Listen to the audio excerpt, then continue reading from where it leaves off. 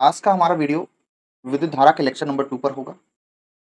पिछले वाले वीडियो में हमने क्या किया था, धारा और धारा घनत्व को बहुत अच्छे से समझा था और उस पर सवाल भी हम लोगों ने कर लिया था। आज का जो हमारा टॉपिक होगा वो होगा, पहला टॉपिक हमारा होगा संवहन धारा, दूसरा टॉपिक होगा चालक में धारा का प्रवाह, बहुत अच्छे से समझेंगे इसको। अनुगमन वेग या अपवाह वेग किसे कहते हैं ये समझेंगे। उसी में एक छोटी शेडिंग मिलेगी, श्रांति काल या विश्रांति काल, ये देखेंगे। और लास्ट में हम लोग देखेंगे अनुगमन वेग तथा विद्युत क्षेत्र में संबंध। आज का हमारा ये एजेंडा होने वाला है। तो आइए हम सीधे बढ़ते हैं अपने टॉपिक पे। जो आज का हमारा पहला टॉपिक है मेरे भाई, आज का जो हमारा पहला टॉपिक है वो है संवहन धारा। क्या है? संवहन धारा। ठीक है, आज का हमारा पहला टॉपिक क्या है मेरे भाई? संवहन धारा। ठीक है, संवहन धारा। संवहन धारा को हम एक दूसरे तरीके से भी जानते हैं। कैसे? कि ये वृत्तीय पथ पर धारा, वृत्तीय पथ पर, पथ पर धारा। मतलब अगर कोई आवेश है जो वृत्त पर चक्कर लगा रहा है ना, वृत्त पर चक्कर लगा रहा है, तो कितने समय में लगा रहा है, कितने वेग से लगा रहा है और इस पर कितनी धारा होगी, वो चीज हम लोग आज निकालने वाले हैं। तो सबसे पहले हम एक क्या लेते हैं, सर्कल लेते हैं। क्या लेते हैं? सर्कल लेते हैं। ठीक है, एक हमारे पास क्या है, एक सर्कल है ये। इस सर्कल के माध्यम से हम लोग क्या करेंगे, इसको समझेंगे। ठीक है, इसका थोड़ा सा कलर चेंज करके व्हाइट कर दे रहा हूँ। ठीक है, और सॉरी, चलो ब्लैक ही रहने देते हैं। अब यहाँ पे क्या है, यहाँ से आर दूरी पर, यहाँ से आर दूरी पर, आर दूरी, ये इसकी रेडियस है। इसकी क्या है? रेडियस है मेरे भाई, इसकी क्या है? रेडियस। यहाँ से आर दूरी पर एक बिंदु आवेश है क्यों, जो क्या है, v वेग से गतिमान है। जो क्या है? v वेग से गतिमान है। v वेग से गतिमान है, इस तरह से v वेग से क्या है, गतिमान है। तो हम कह सकते हैं मेरे भाई कि, हम कह सकते हैं कि वृत्तीय पथ पर जब, देख सकते हैं, जब बिंदु आवेश, बिंदु आवेश वृत्तीय पथ पर, वृत्तीय पथ पर, पथ पर घूर्णन करता है। क्या करता है? घूर्णन करता है तब, तब क्या होता है? अब देखो, हमें एक चीज पता है मेरे भाई कि we know that, we know that, हम लोग जानते हैं कि पिछली क्लास में हम लोगों ने पढ़ रखा है कि धारा I बराबर क्या होता है, क्यू अपान टी, क्यू अपान टी, क्यू अपान टी। अब यहाँ पे जो मेरे भाई आवेश है, यहाँ पे जो आवेश है, आप देखिए सर्कल पे, यहाँ पे जो आवेश है, आवेश यहाँ से चलेगा, यहाँ जाएगा, फिर यहाँ आएगा, फिर यहाँ जाएगा और फिर यहीं पर पहुंच आएगा। तो जहां से आवेश चला वहीं पर फिर पहुंच जाएगा। तो आवेश का वृत्त पर एक चक्कर पूरा करने में जो लगा समय है उसको हम लोग क्या बोलते हैं? क्या बोलेंगे? आवर्त काल। आवेश द्वारा अपना एक चक्कर पूरा करने में जो समय लगाएगा उस समय को हम लोग क्या बोलते हैं? आवर्त काल। क्लियर? तो यहां से हम कह सकते हैं कि क्यू बराबर क्या हो जाएगा, ये समय को हम लोग क्या लिख सकते हैं? आवर्तकाल टी। आवर्तकाल क्या लिख सकते हैं? टी लिख सकते हैं। ठीक है, ये हमारा हो जाएगा ये। ठीक है, अब आप ध्यान से देखो कि हमें पता है कि भाई कितना समय लगाएगा एक चक्कर में। तो देखो, हमें पता है समय बराबर क्या होता है, समय बराबर क्या होता है, समय कहो या आवर्तकाल कहो इसे, समय यानी आवर्तकाल, क्योंकि एक चक्कर पूरा कर रहा है। आवर्तकाल कैपिटल टी बराबर होगा, देखो चाल बराबर क्या होता है? दूरी बटे समय। तो समय बराबर क्या होगा? दूरी बटे चाल। और जो दूरी होगी एक चक्कर में तय की गई दूरी होगी, एक चक्कर में तय की गई दूरी बटे क्या होगा? चाल। और जो चाल होगी वो क्या होगी? वृत्तीय चाल होगी, यानी रेखीय चाल यहाँ ली जा रही है।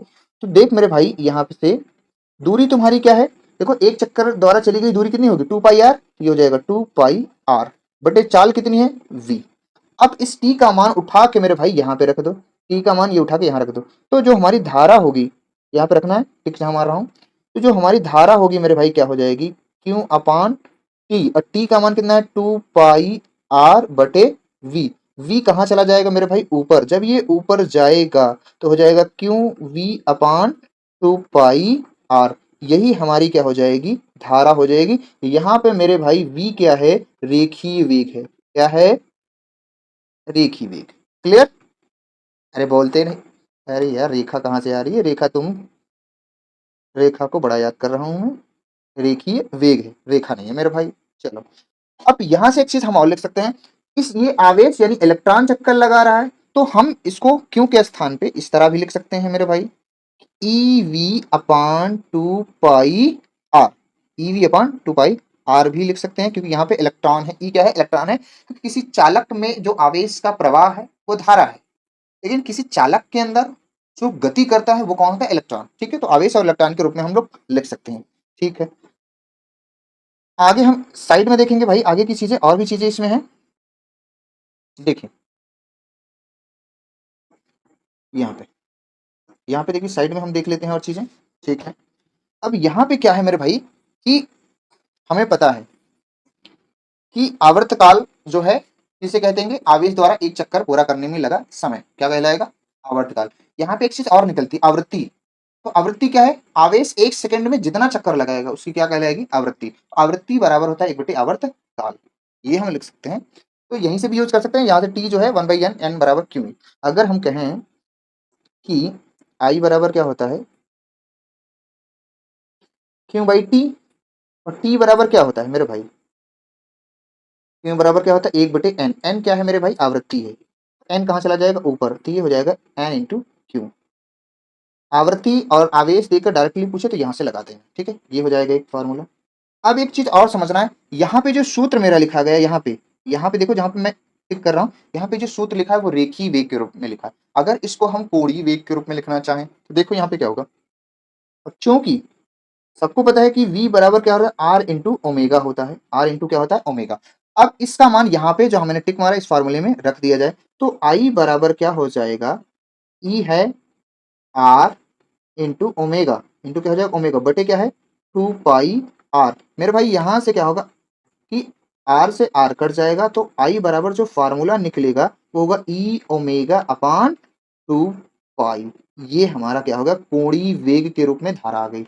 यहाँ पे मेरे भाई ओमेगा क्या है? इसको लोग इसको लोग प्यार से क्या बोलते हैं? ओमेगा। क्या बोलते हैं? ओमेगा, यानी इसको बोलते हैं कोणीय वेग। कोणीय वेग। अब ये चीज जो आपने पढ़ रखा है, ये कोणीय वेग और रेखीय वेग में संबंध है, आपको कक्षा 11 में इसको पढ़ाया गया है। ठीक है, अब हम क्या करते हैं मेरे भाई, इस पर एक करते हैं सवाल और इसको सारा करते हैं क्लियर। तो आइए चलते हैं नेक्स्ट पेज पे एक सवाल के साथ। चलिए, तो सवाल है मेरे भाई, एक इलेक्ट्रॉन नाभिक के चारों ओर। सवाल क्या है? क्वेश्चन है हमारा, एक इलेक्ट्रॉन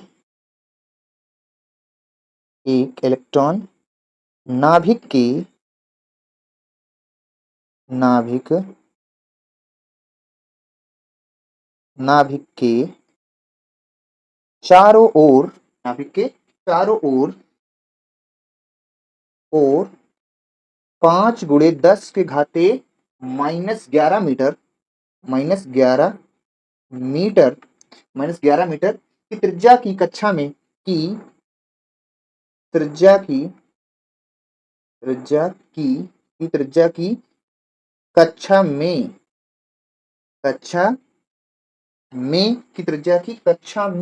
2.2, यहाँ लिख दे रहा हूँ 2.2 × 10⁻6 मीटर पर सेकेंड, यानी क्या है ये? वेग के वेग से गतिमान है या परिक्रमण कर? गतिमान है। ठीक है, तो इसके समतुल्य विद्युत धारा का मान ज्ञात कीजिए। तो इसके समतुल्य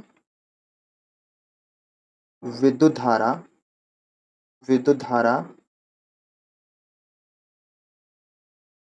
अरे यार, धारा तू क्या होगी तेरा रेप काले। विद्युत धारा का मान ज्ञात कीजिए। ऐसी सवाल आए, कोई नाभिक ले ले भाई, नाभिक के चारों इलेक्ट्रॉन चक्कर लगाते ही हैं, तो उसी पे ये सवाल ली गई है। अभी चाहे वृत्त के चारों ओर लगाए वही हुआ।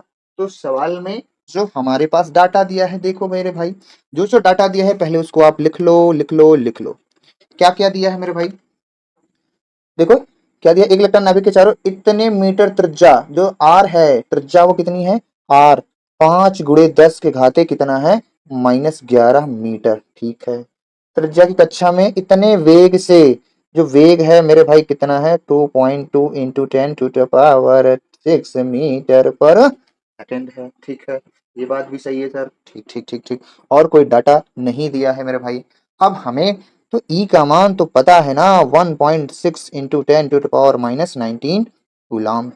हमसे क्या पूछा है सर, आई पूछा है। देखो फार्मूला अभी अभी पढ़ा था बैक में, चलो भाई बैक में देखो, ये देखो ये कौन सा फार्मूला लगेगा, ये वाला लगेगा, ये क्यों लगेगा, EV/2πr लगेगा। तो यहां से हम कह सकते हैं आई बराबर EV/2πr। यहाँ पे सब डाटा रखते हैं। ई का मान 1.6 इंटू 10⁻19 कूलाम और वी का मान है 2.2 इंटू 10⁻6 बटे में क्या है मेरे भाई 2 पाई का मान 6.28 मतलब 3.14 में मैंने 2 से गुणा कर दिया। आर का मान मेरे भाई कितना है 5 × 10 के घाते -11। कैलकुलेशन थोड़ी सी बड़ी है, 1.6 इंटू 2.2 इसको मैंने ऐसे लिख दिया, फिर पावर कर दिया, पावर को सब जोड़ घटा लेंगे मेरे भाई। तो यहाँ पर है 10⁻19 प्लस हो जाएगा 6 और ये 10⁻11 है, ऊपर जाएगी तो प्लस हो जाएगी। ठीक है, ऐसा करना नहीं, सब एक साथ जोड़ देते हैं। बटे क्या बचेगा मेरे भाई, ओहो थोड़ा सा ध्यान दीजिए, बटे क्या बचेगा देखो 6.28 गुणे 10⁻5 इंटू 5 बस पावर मैंने ऊपर ले जाकर। अब देखो तो 11 छा, अब बताओ आपको 11 छा कितना हो जाएगा, 11 छा 17 और 17 प्लस 17 में से 19 गया -3। ठीक है, ये पावर तो हमारी कितनी हो जाएगी 10⁻³ और इन सब का आपको गुणा करना पड़ेगा। तो मेरे भाई इन सबको ये से 1.6 इंटू 2.2 है इंटू 10⁻³ है और इसको जब आप गुणा करके भाग देंगे तो ये आपका आ जाएगा, ये आपका जो 1.12 10⁻³ 1.1 10⁻³ एम्पियर। अब आप इसको ये वाला सोल्यूशन आप खुद कर सकते हैं भाई मेरे भाई। हमें सिर्फ क्या करना था, सवाल का प्रोसेस समझना था। कोई इलेक्ट्रॉन नाभिक के चारों ओर चक्कर लगा रहा है, कितने वेग से लगा रहा है, उसका वेग दिया है, त्रिज्या दी गई, इलेक्ट्रॉन हमें पता है, तो हम धारा का मान निकाल सकते हैं। यहाँ पे कोई वेग देकर भी पूछ सकता है धारा का मान। ठीक है, आई होप यू क्लियर। ये थी हमारी क्या संवहन धारा। अगला जो टॉपिक है वो और समझ में आना चाहिए, इंपॉर्टेंट टॉपिक है। तो नेक्स्ट पेज पे बढ़ते हैं। तो भाई थोड़ा सा पानी पी लूं, वेट कर दो भाई थोड़ा।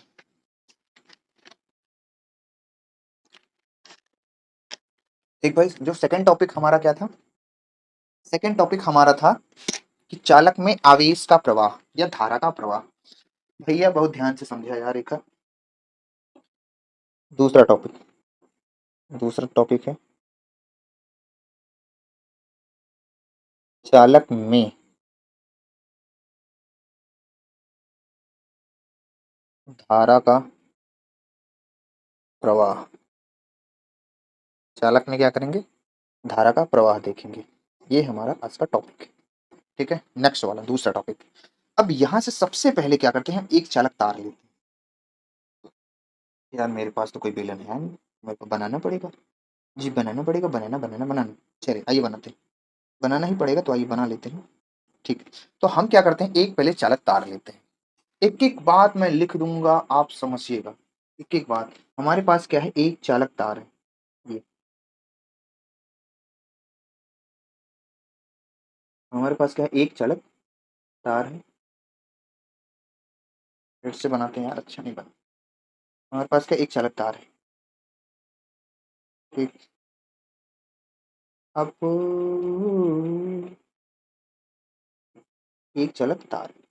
ठीक है, अब किसी चालक तार में क्या होता है मेरे भाई, धनात्मक आवेश होता है। किसी चालक तार में क्या होता है, धनात्मक आवेश भरा होता है। किसी चालक तार में क्या होता है, धनात्मक आवेश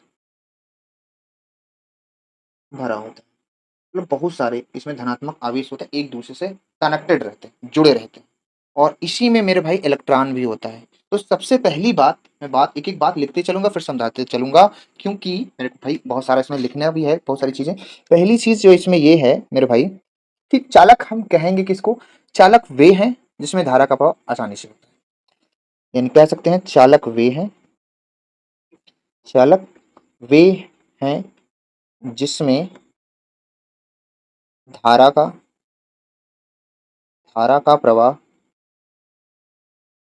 प्रवाह आसानी से होता है, आसानी से होता, और आसानी से भी तो लिखना है, आसानी से होता है। अर्थात हम कह सकते हैं, अर्थात अर्थात अर्थात इसमें मुक्त मुक्त इलेक्ट्रॉन की संख्या अधिक होती है, की संख्या क्या होती है, अधिक होती है। ये बच्चे बच्चे को पता है, अधिक होती है। भाई चालक में क्या होता है मेरे भाई, कि चालक में धनात्मक नाभिक तो होते ही हैं, और इसमें क्या होता है, इलेक्ट्रॉन भी होता है, और इलेक्ट्रॉनों की जो संख्या है अधिक मात्रा में होती है। ठीक है। और दूसरी बात यह है कि इस चालक में जो धनात्मक आवेश है, धनात्मक आवेश जो है या धनात्मक चार्ज जो है गति अवस्था में नहीं होते, यानी गति अवस्था में नहीं होते। तो कह सकते हैं कि इसमें इसमें धनात्मक आवेश गति में नहीं होते, या कह सकते हो गति करने के लिए स्वतंत्र नहीं, गति में नहीं होते। ठीक है, ये मैंने 2 पॉइंट पकड़ लिया, इतने इतने चालक से मैंने 2 पॉइंट पकड़ा, तीसरा पॉइंट ऐसे बढ़ता चलेगा। अब यहाँ पे क्या है मेरे भाई, अब इसमें जो इलेक्ट्रॉन है, इलेक्ट्रॉन के लिए मैं कलर थोड़ा चेंज कर रहा हूँ, आप ध्यान से देखिएगा, इलेक्ट्रॉन के लिए मैं ये ले। अब यहाँ पे जो इलेक्ट्रॉन है बीच बीच में क्या है, इलेक्ट्रॉन है, हर जगह मेरे भाई इलेक्ट्रॉन है।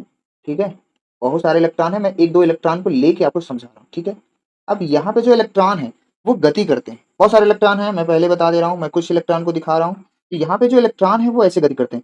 ये इलेक्ट्रॉन, ये जो इलेक्ट्रॉन है ना, सॉरी थोड़ा सा प्लीज, देखिए ये जो इलेक्ट्रॉन है, ये जो इलेक्ट्रॉन है, ये इलेक्ट्रॉन धनात्मक नाभिक से टकराते हैं, फिर यहाँ टकराते हैं, फिर यहाँ टकराते हैं, फिर यहाँ टकराते हैं, फिर यहाँ टकराते हैं।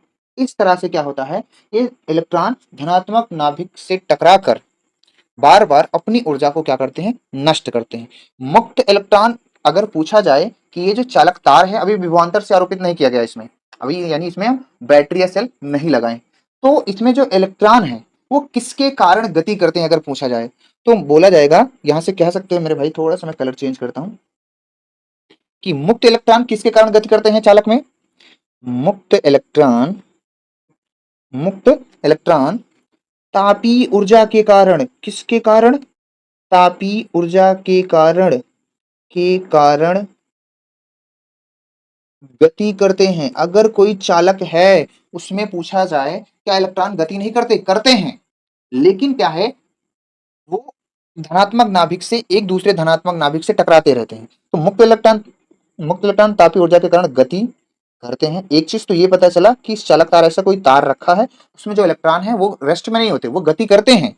ठीक है, और गति करते हैं तो इनका जो गति करने का वेग है, जो वेग है, इनका जो वेग है मेरे भाई, वो लगभग लगभग क्या होता है, 10⁵ मीटर पर सेकंड होता है, 10⁵ मीटर पर सेकंड होता है।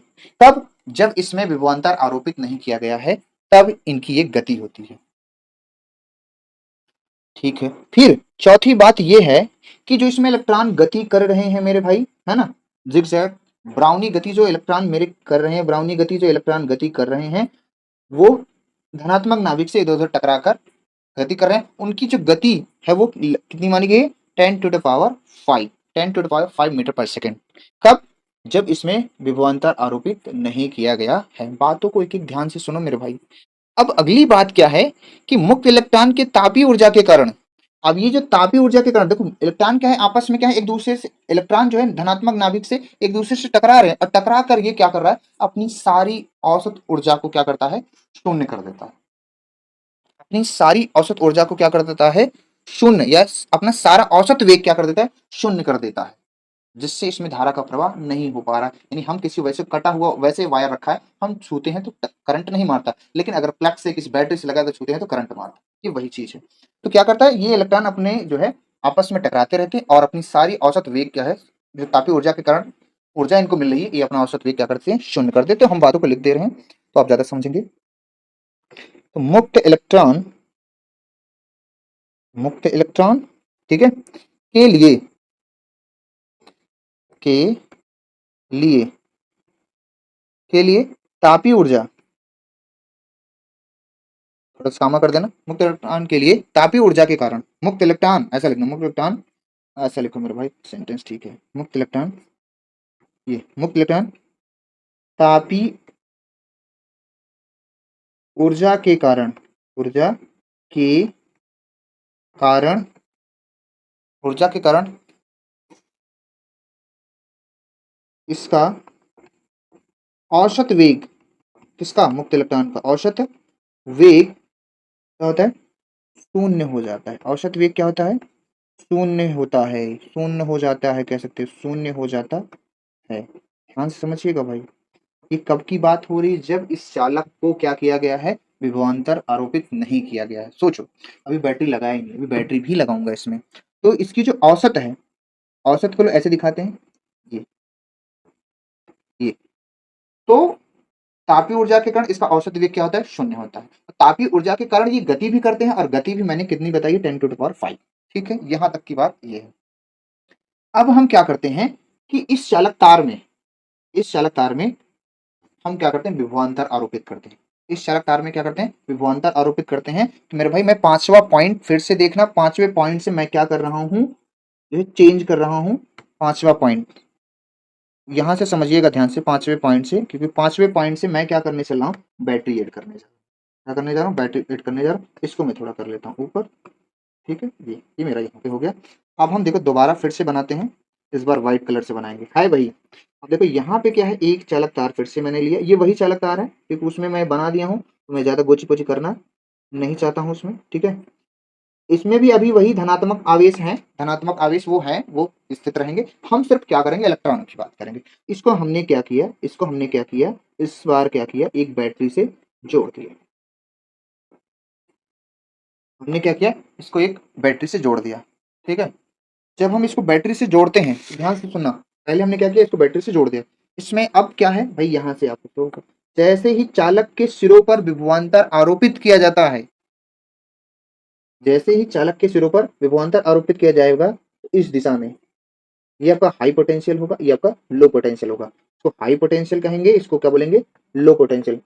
तो जैसे ही चालक के सिरों पर विभवांतर आरोपित किया जाता है तो यहाँ पर वैद्युत क्षेत्र इस दिशा में उत्पन्न हो जाता है, इस दिशा में वैद्युत क्षेत्र तुम्हारा क्या है इस दिशा में उत्पन्न हो जाता है ठीक है। तो हम क्या करते हैं थोड़ा सा इसको लिखते हैं फिर आगे बनाते हैं इसको। देखो चालक के सिरों पर क्या किया हमने, चालक के सिरों पर विभवांतर यानी बैटरी कह सकते हो विभवांतर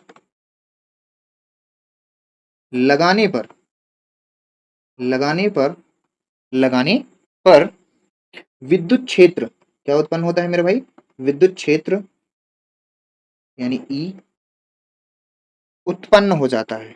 अब दिख रहा होगा चित्र में भाई किस दिशा में उत्पन्न उत्पन्न हो जाता है, विद्युत क्षेत्र क्या हो जा रहा है उत्पन्न हो जाता है ठीक है। विद्युत क्षेत्र के प्रभाव से अब यहाँ पे जो इलेक्ट्रॉन है विद्युत क्षेत्र के प्रभाव से मुक्त इलेक्ट्रॉन का जो वेग है वो विपरीत दिशा में होता है। विद्युत क्षेत्र के प्रभाव से जो इलेक्ट्रॉन है मेरे भाई क्या है जो यहाँ पे इलेक्ट्रॉन है ये जो इलेक्ट्रॉन है धनात्मक आवेश है, अब सिर्फ इलेक्ट्रॉन की बात कर रहे हैं, ये इलेक्ट्रॉन है ये आपका क्या है इलेक्ट्रॉन है। विद्युत क्षेत्र के प्रभाव से ये जो इलेक्ट्रॉन है विद्युत क्षेत्र के विपरीत दिशा में यानी इस दिशा में गति करने लगते हैं, इस दिशा में गति करने लगते हैं। इसका मतलब है विद्युत क्षेत्र का प्रभाव यानी यहाँ पर क्या हुआ बल लगाया गया, क्या लगाया गया बल लगाया। तो ये जो इलेक्ट्रॉन है इस पर जो बल लगने वाला है बल क्या होता है, F बराबर A इंटू क्यू, विपरीत दिशा में, वैद्युत क्षेत्र के विपरीत दिशा में। तो यहाँ पे जैसे मैं लिख दे रहा हूँ उसको, चालक के सिरों पर विभवांतर लगाने विद्युत क्षेत्र उत्पन्न हो जाता है, ठीक है। विद्युत क्षेत्र के प्रभाव, यहाँ लिख सकते हैं विद्युत क्षेत्र, पूरा कर देते हैं इसको तब, विद्युत क्षेत्र के प्रभाव, प्रभाव से यानी विद्युत क्षेत्र के प्रभाव से यानी विद्युत क्षेत्र द्वारा लगाए गए बल से, ठीक है। विद्युत क्षेत्र विद्युत क्षेत्र के प्रभाव से मुक्त इलेक्ट्रॉन, मुक्त इलेक्ट्रॉन, मुक्त इलेक्ट्रॉन, विद्युत क्षेत्र के प्रभाव से यानी बल से मुक्त इलेक्ट्रॉन विपरीत दिशा में, विपरीत दिशा में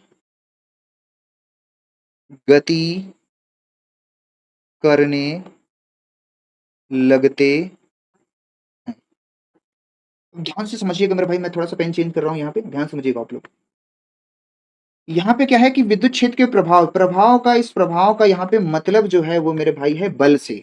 इसका मतलब है कि इस पर क्या है, देखो जो धन आवेश है, धन आवेश से वैद्युत क्षेत्र दूर यानी इस दिशा में लगता है, और इसी दिशा में फोर्स भी होता है, फोर्स भी होता है। एक मिनट थोड़ा सा कलर चेंज करूं मेरे भाई, फिर से समझो आप। यहाँ पे देखो, यहाँ पे ऊपर समझिएगा कि अगर धनात्मक आवेश है, वैद्युत क्षेत्र की दिशा ई है, तो यही आपके बल की दिशा भी मानी जाती है।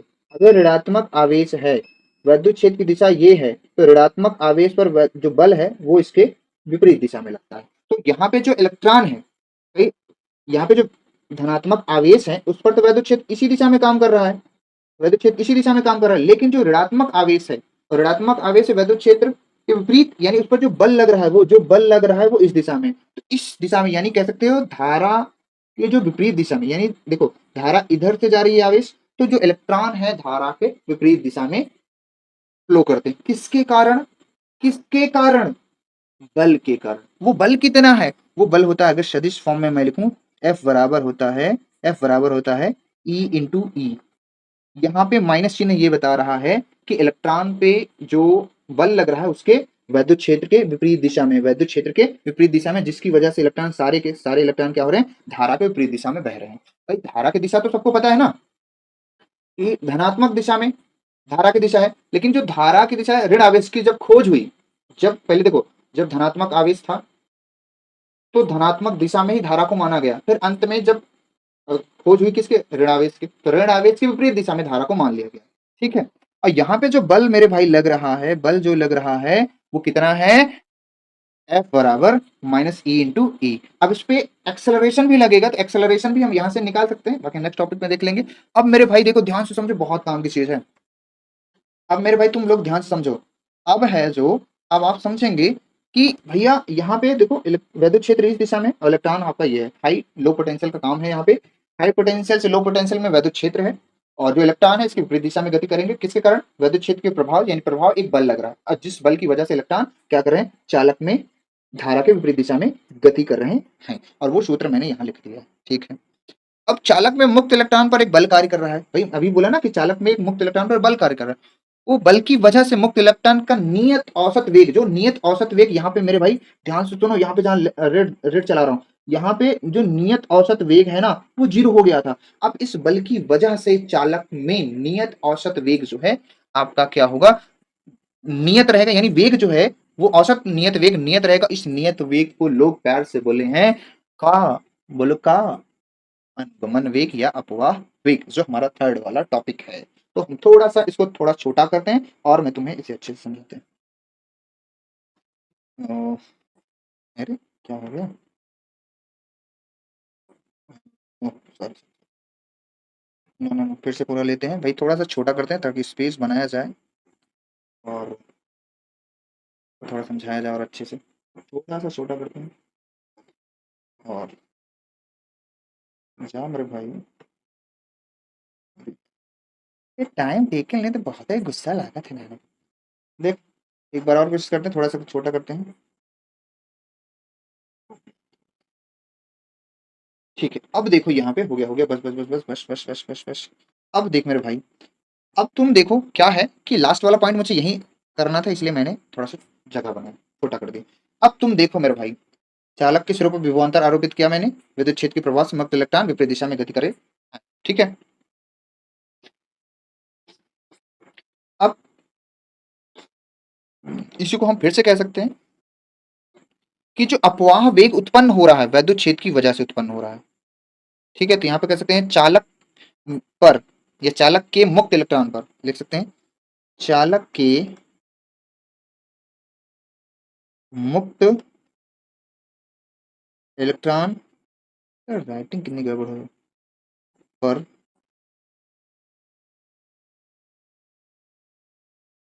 बल कार्य करता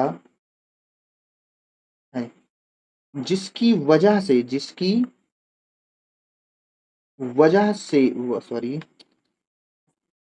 वजह से मुक्त इलेक्ट्रॉन, जिसकी वजह से मुक्त इलेक्ट्रॉन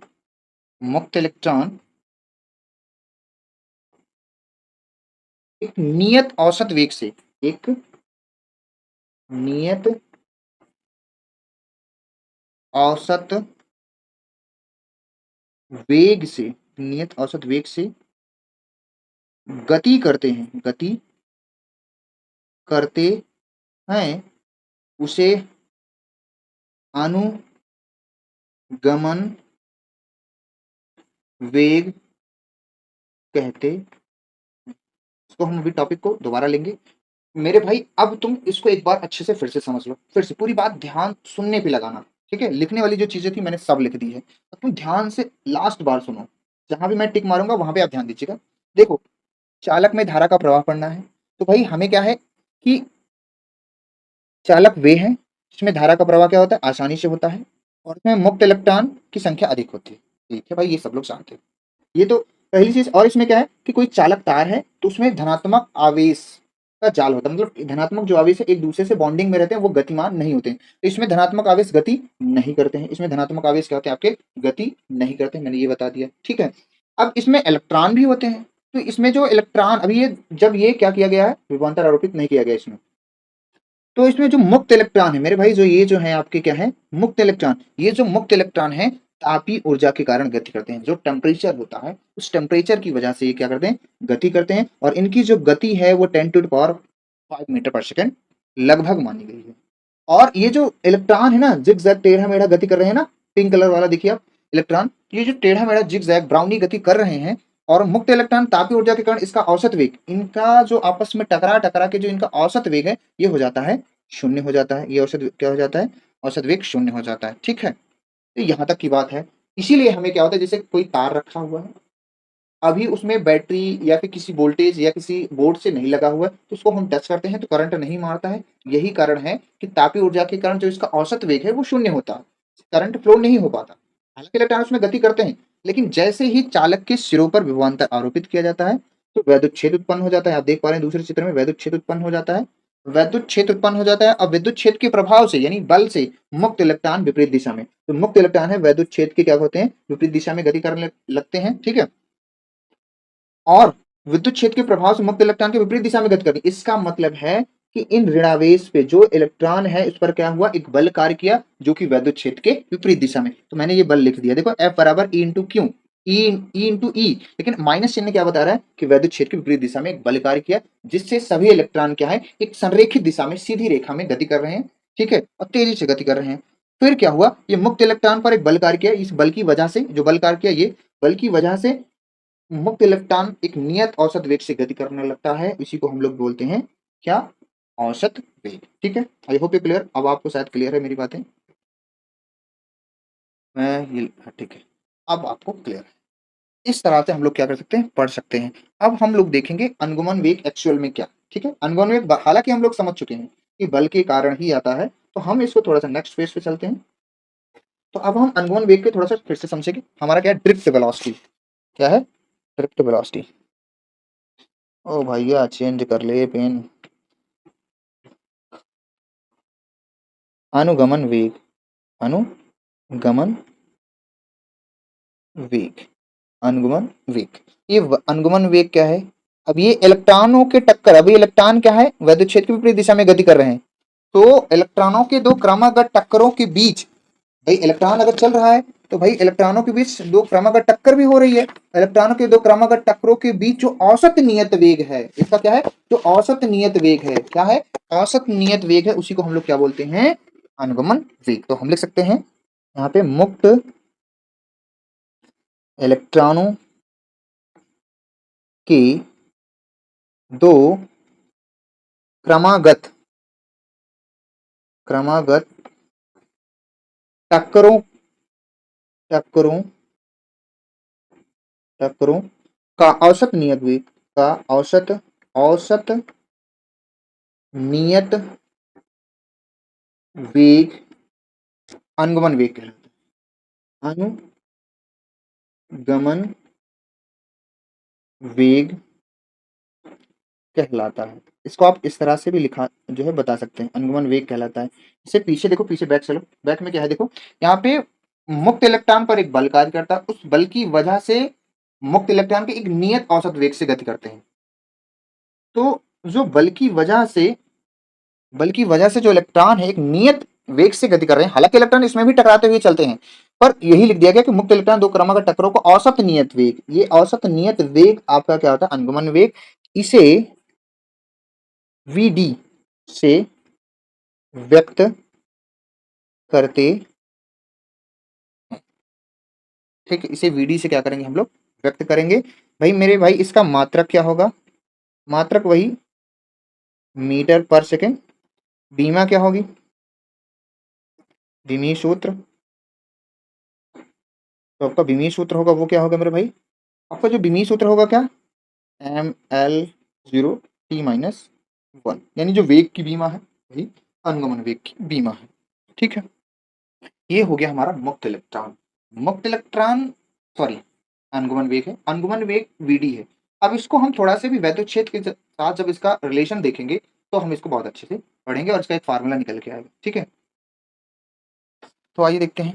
लेकिन इसमें एक और चीज थी आपकी, क्या, विश्रांति काल, क्रांति काल, श्रांति काल एक अगला पॉइंट था, अगर याद हो आपको तो, क्रांति काल कहो या विश्रांति काल। तो इसमें क्या है, दो मुक्त इलेक्ट्रॉनों के दो क्रमागत टक्करों के बीच लगा समय, ध्यान से सुनना, मुक्त इलेक्ट्रॉनों के दो क्रमागत टक्करों का औसत औसत नियत वेग अनुगमन वेग कहलाता है। मुक्त इलेक्ट्रॉनों के दो क्रमागत टक्करों के बीच लगा समय क्या कहलाता है, अनुगमन जो है श्रांति काल कहलाता है। तो लिख सकते हैं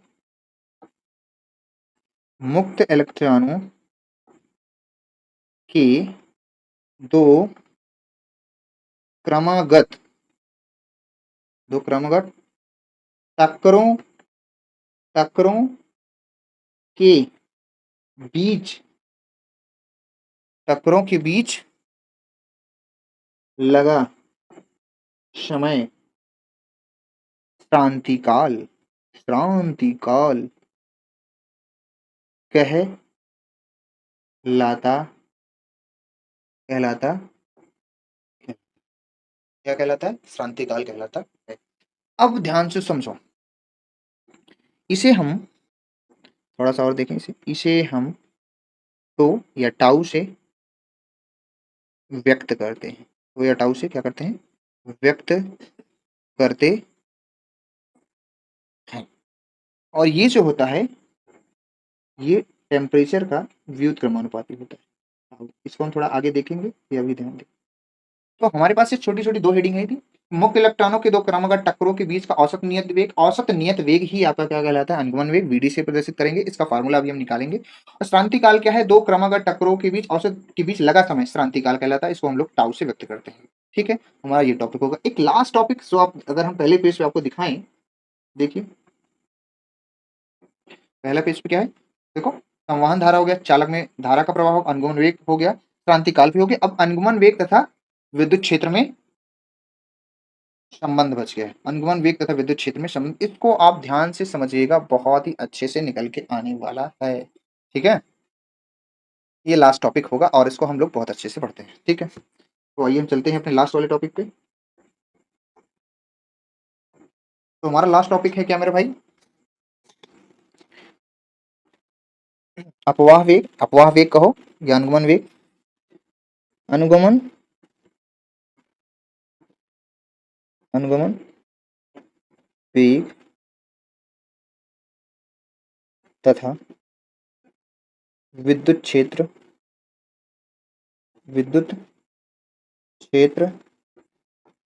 में संबंध, विद्युत क्षेत्र में, ठीक है, ये हमारा टॉपिक है।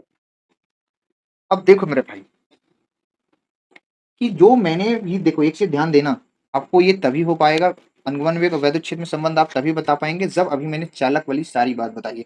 हालांकि मैं चालक वाली सारी एक एक बात लिखूंगा तभी इसको मैं निगमन करके आपको दिखा पाऊंगा। देखिए आप यहाँ पे जितनी बातें हैं, जो सब बातें हैं वो हम आपको बताते चलेंगे एक बार और लिखते चलेंगे, ठीक है। तो इसमें पहली जो बात थी मेरे भाई, पॉइंट वाइज ऐसे स्टार ले लेते हैं। पहली बात थी कि मुक्त इलेक्ट्रॉन पर विद्युत क्षेत्र की वजह से क्या लगता है, एक बल। क्या बात सही है?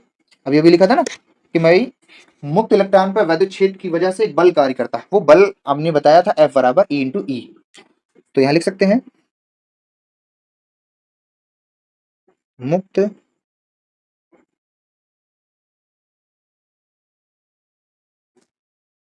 इलेक्ट्रॉन पर ई, ई मतलब वैद्युत क्षेत्र, ठीक है, शॉर्ट में समझे, की वजह वजह से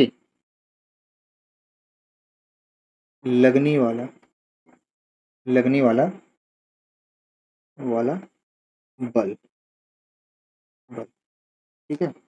तो मुक्त इलेक्ट्रॉन की वजह से लगने वाला क्या है हमारा बल, देखो वजह से लगने वाला बल। अगर हम इसको सदिश फॉर्म में लिखें तो अभी देखो मैंने पीछे बताया था मेरे भाई, माइनस ई कैपिटल ई, क्योंकि विपरीत दिशा में था। इसको हम परिमाण में लिखें, परिमाण में हम ज्यादातर यूज करेंगे इसको परिमाण में, तो ध्यान दीजिए F बराबर हो जाएगा E इंटू ई, परिमाण में माइनस हट जाएगा, ठीक है।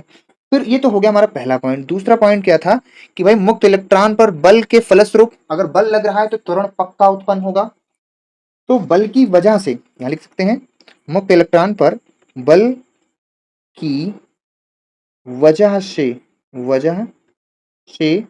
उत्पन्न त्वरण, मुक्त इलेक्ट्रॉन पर बल की वजह से उत्पन्न त्वरण, त्वरण मेरे भाई क्या होगा, तुम सोचो, त्वरण होता है ए। इसको सदिश फॉर्म में लिखो चाहे वेक्टर और जो परिमाण में, हम सभी के कार्यक्रम परिमाण में लिख रहे हैं। ए बराबर क्या होता है, एफ वाई एम।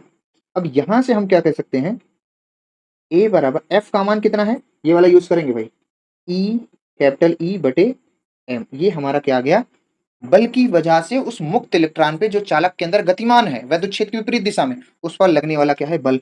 मेरे भाई इसको याद रखना, ये न जाने कितनी बार बोर्ड में, ये न जाने कितनी बार क्या है बोर्ड में पूछा गया है, न जाने कितनी बार क्या है बोर्ड में पूछा गया है। फिर से मैं लिख दे रहा हूं इसको, ए बराबर जो है एफ, एफ का मान क्या, ई कैपिटल ई बटे एम।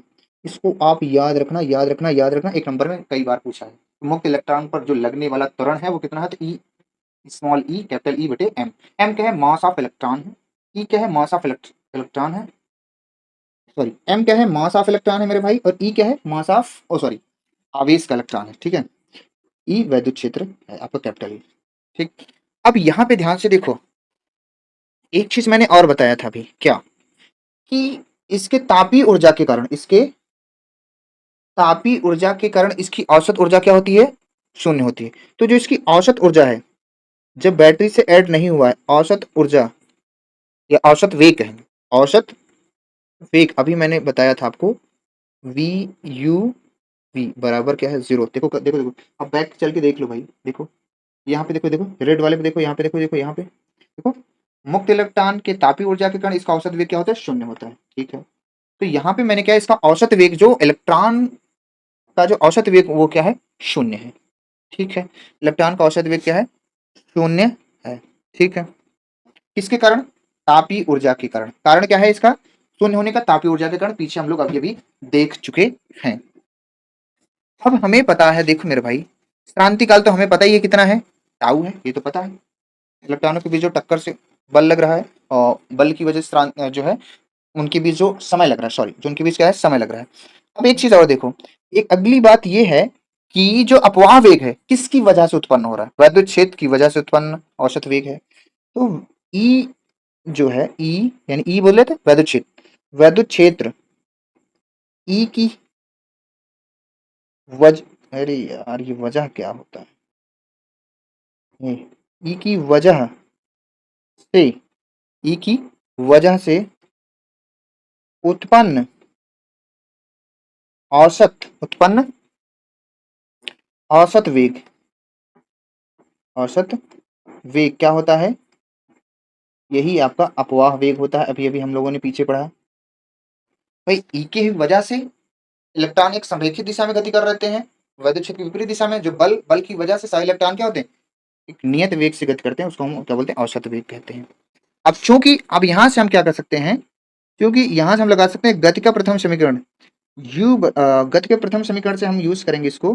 तो हमें पता है कि v बराबर u प्लस क्या होता है? a t। मेरे भाई यहाँ पे तुम्हें पता है ये जो अंतिम वेग है इसको हम क्या कर रहे हैं? vd लिख रहे हैं। और जो नियत औसत वेग है ये हमारा क्या है?